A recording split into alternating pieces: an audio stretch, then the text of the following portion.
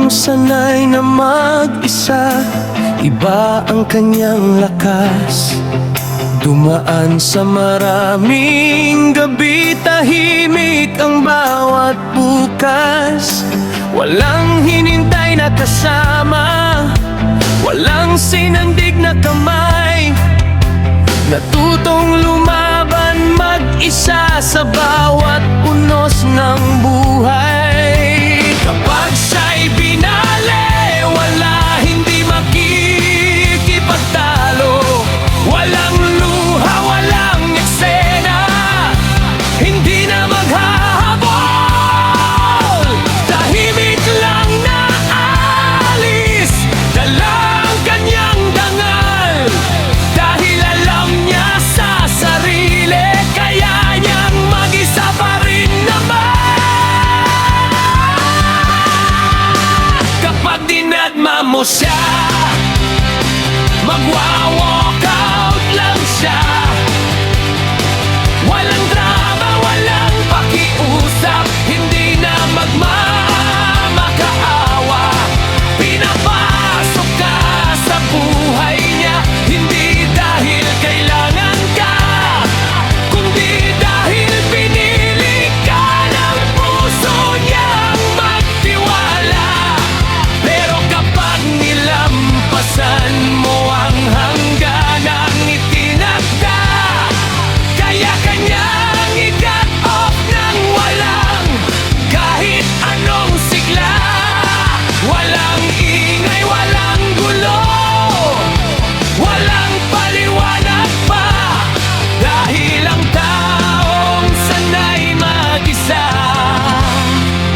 kayang mawala ka.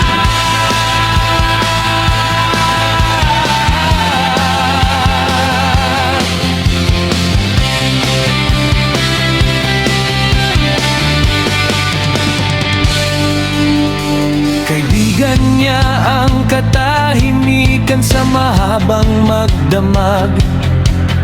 Sariling kumpanya ang kasama sa bawat paglalakbay. Hindi siya takot sa lungkot, hindi siya alipin ng pansin. Natuto siyang mahalin ang sarili bago ang damdamin. Kaya wag mong isipin na mananatili siya palagi. Kapag nawala ang respeto, may wakas din ang ngiti. Tahimik siyang maglalakad papalayo sa iyong landas, at hindi nalilingon pa kahit minsan sa nakaraan. Kapag dinadma mo siya, magwa-walk out lang siya. Walang drama, walang pakiusap, hindi na magmamakaawa. Pinapasok ka sa buhay niya, hindi dahil kailangan ka, kundi dahil pinili ka ng puso niyang magtiwala.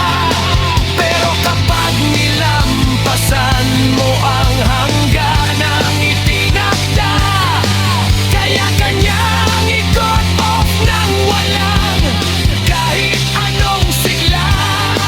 Walang ingay, walang gulo, walang paliwanag pa, dahil ang taong sanay mag-isa,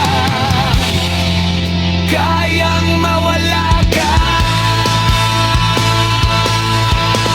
Hindi siya malamig, hindi rin siya bato, marunong lang siyang umalis kapag wala ng respeto. Dahil alam niya ang halaga ng kanyang pagkatao, at hindi niya isusugal para lang manatili ka rito. Kapag pinagma mo siya, magwa-walk out lang siya. Walang drama, walang ang habol, hindi na magmamakaawa. Dahil bago ka pa dumating, buo na ang kanyang mundo. At kung piliin niyang umalis, iyon ang kanyang totoo. Tahimik man ang pamamaalam, ramdam mo pagkawala. Dahil ang taong sanay mag-isa, hindi takot na mag-isa.